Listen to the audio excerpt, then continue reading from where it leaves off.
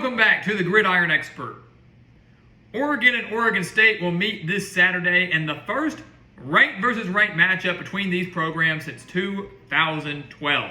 And the stakes couldn't be higher, guys, because if Oregon wins this game, they are headed to the Pac-12 championship in year one under Dan Lanning. If they lose, Oregon State has played spoiler to their in-state rivals and will clinch a 9-win season and will have a shot at a 10-win season if they can win their bowl game. A lot is on the line this Saturday in Corvallis, and we're here to break down everything you need to know and, of course, share our official prediction. So again, guys, welcome back to the Gridiron Expert. Thank you so much for joining us. As always, please continue to like, comment, subscribe, share our videos. Of course, check out everything down in the description below, including our expert picks over on our website, thegridironexpert.com. Some of the best college football and NFL spread picks in the country over there for one of the lowest prices in the country as well. So make sure you go check it out, guys. Being at over 80% of the national analysts and handicappers, we want you to join to make some money with us and become part of our GE Nation.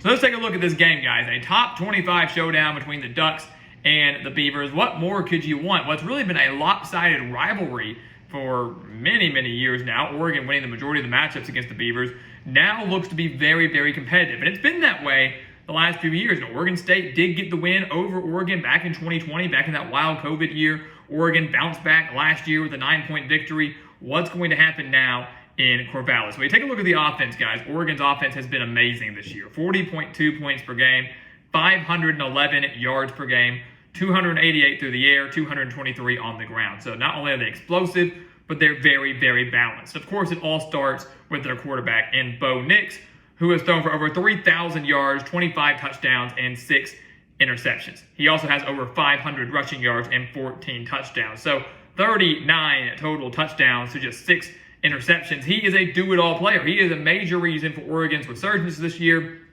and obviously their success this year, having a shot to make yet another Pac-12 championship and maybe, in the process, end USC's playoff hopes. The Ducks are out of the playoff race, but they can at least win a Pac-12 title, at least go to the Rose Bowl, and maybe end a rival's playoff hopes in the process. A lot is at stake if they can beat Oregon State. They also have a star running back in Bucky Irving, who leads the team with 851 yards and 3 touchdowns. Ultimately, guys, Oregon is very, very difficult to stop offensively. They just have to take good care of the football. They had 3 turnovers last week against Utah. Yes, they forced 3 Utes turnovers as well, but 3 turnovers against the Utes last week in that 3-point victory. Take care of the ball against a stingy Oregon State defense, and you should be okay. Take a look at Oregon State, guys. They're not nearly as explosive as Oregon, but they're still pretty dang good. 32.1 points per game for the Beavers, 213 through the air, 193 on the ground on average.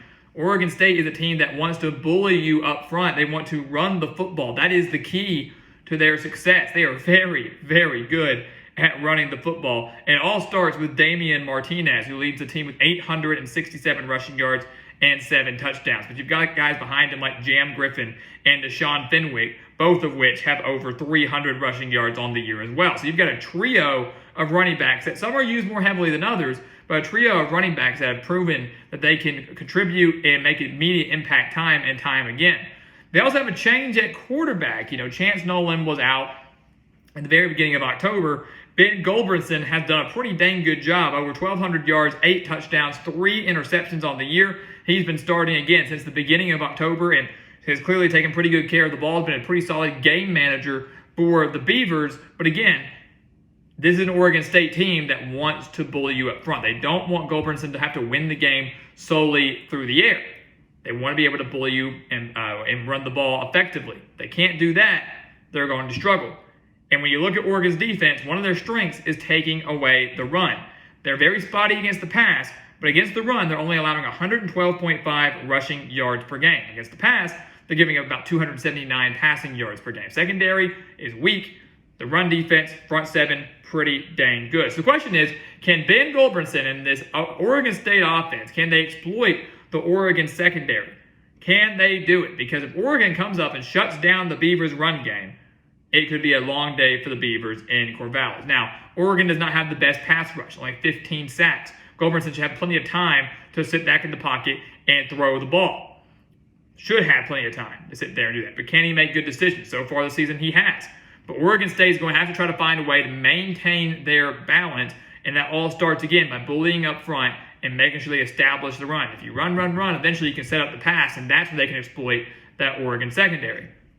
You take a look at Oregon State's defense. That has clearly to be in the strength of the team this year. So Oregon's strength has been their offense. Oregon State's strength this year has been their defense. The Beavers giving up just 20.3 points per game, just 219 through the air, and only 111 on the ground. So actually a little bit better against the run than Oregon. Pretty dang good. And we talked about Oregon and the balance that they have. This is an Oregon offense, guys, that is averaging 223 rushing yards per game. So basically, Oregon State has cut that in half when it comes to their defensive numbers. Will Oregon be able to maintain their balance, or will all of the weight be put on Bo Nix? Is Bo Nix going to have to do everything by himself? The Beavers have 12 interceptions on the year. They have forced 17 turnovers total, but like Oregon State does not have much of a pass rush, only 16 sacks on the year. So neither team generating much pressure on the opposing quarterbacks, and that's going to be very interesting to see here. If neither quarterback is under pressure, if we don't see many quarterbacks get behind the chains, we could see Oregon State just stick with their ground game. If they're consistently picking up 3-4 yards per carry, they're going to bully Oregon up front. Oregon, if they can do that with the ground game, it's going to be an interesting day because they're so balanced, and they clearly have the quarterback edge with Bo Nix. And ultimately, guys, when you look at that, that is why I am going with Oregon here. These are two very good teams. But I like this Oregon team a lot. I really do. And when I look at this game, guys, if both teams can stop the run, I believe that you will. I don't think either team's going to have a huge day on the ground. If they both stop the run effectively, which quarterback's going to be able to step up and make the most plays? Which team has the quarterback advantage? Clearly, that is Oregon with Bo Nix. There's also too much to play for here, guys.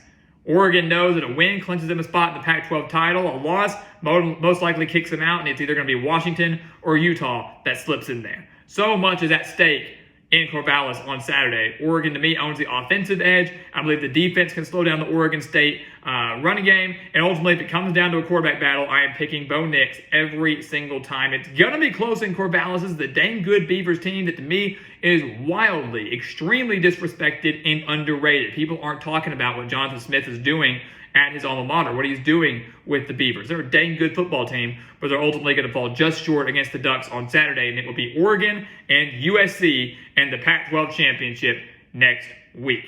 Picking the Ducks to win a thriller on Saturday afternoon. So guys, as always, thank you so much for watching us here at the Gridiron Expert on YouTube. Make sure to continue to like, comment, subscribe, share our videos. Of course, check out everything down in the description below, including those expert picks over on our website, thegridironexpert.com. Some of the best college football and NFL spread picks in the entire country, beating out over 80% of the national analysts and handicappers each of the last 4 years. Go take advantage of those picks, guys. Make some money with us and become part of our GE Nation. And once again, guys, as always, thank you so much for watching, and we'll see you next time right here on the Gridiron Expert. Yeah.